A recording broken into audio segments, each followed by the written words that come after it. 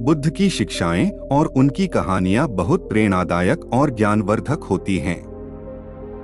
यहाँ एक कहानी प्रस्तुत है जो इस सिद्धांत पर आधारित है कि हमें खुद पर ध्यान देना चाहिए, दूसरों पर नहीं। बहुत समय पहले एक छोटे से गांव में एक ब्राह्मण रहता था जिसका नाम देवदत्त था। देवदत्त बहुत ही धार्मिक और शिक्षित व्यक्ति था, लेकिन उसमें एक बुरी आदत थी। वह हमेशा दूसरों की गलतियों और कमजोरियों को देखता और उनकी निंदा करता रहता था।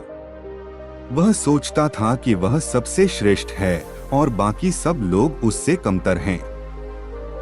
एक दिन देवदत्त की मुलाकात भगवान बुद्ध से हुई। देवदत्त ने सोचा कि वह भगवान बुद्ध को अपने ज्ञान और धार्मिकता से प्रभावित करेगा। उसने बुद्ध से कहा, हे गौतम, मैं बहुत धार्मिक और पवित्र व्यक्ति हूँ।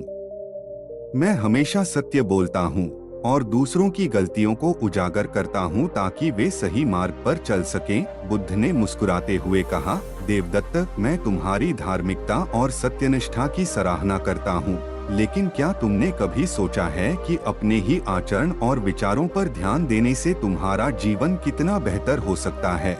देवदत्त थोड़ा चौंक गया और पूछा, हे बुद्ध, क्या आप मुझे समझा सकते हैं कि खुद पर ध्यान देने का क्या अर्थ है और यह कैसे किया जा सकता है?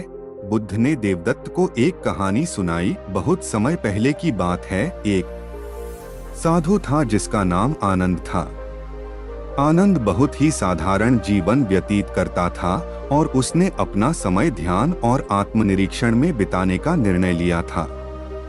लेकिन उसके आसपास के लोग हमेशा उसकी साधुता पर सवाल उठाते थे और उसकी साधारण जीवन शैली का मजाक उड़ाते थे। आनंद ने अपने गुरु के पास जाकर पूछा, गुरुजी, लोग हमेशा मेरी साधुता पर सवाल उठाते हैं और मेरा मजाक उड़ाते हैं। मुझे क्या करना चाहिए? गुरुजी ने मुस्कुराते हुए कहा, आनंद, एक कहानी सुनो। एक जंगल में दो शिकारी रहते थे।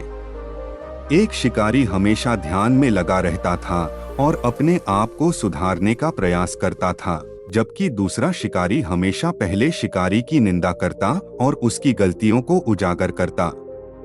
पहले शिकारी ने धीरे धीरे अपने शिकार करने की कला में महारत हासिल कर ली और उसने बहुत सफलताएं प्राप्त की, जबकि दूसरा शिकारी, जो हमेशा दूसरों की गलतियों में उलझा रहता था, कभी भी अपने शिकार में सफल नहीं हो पाया।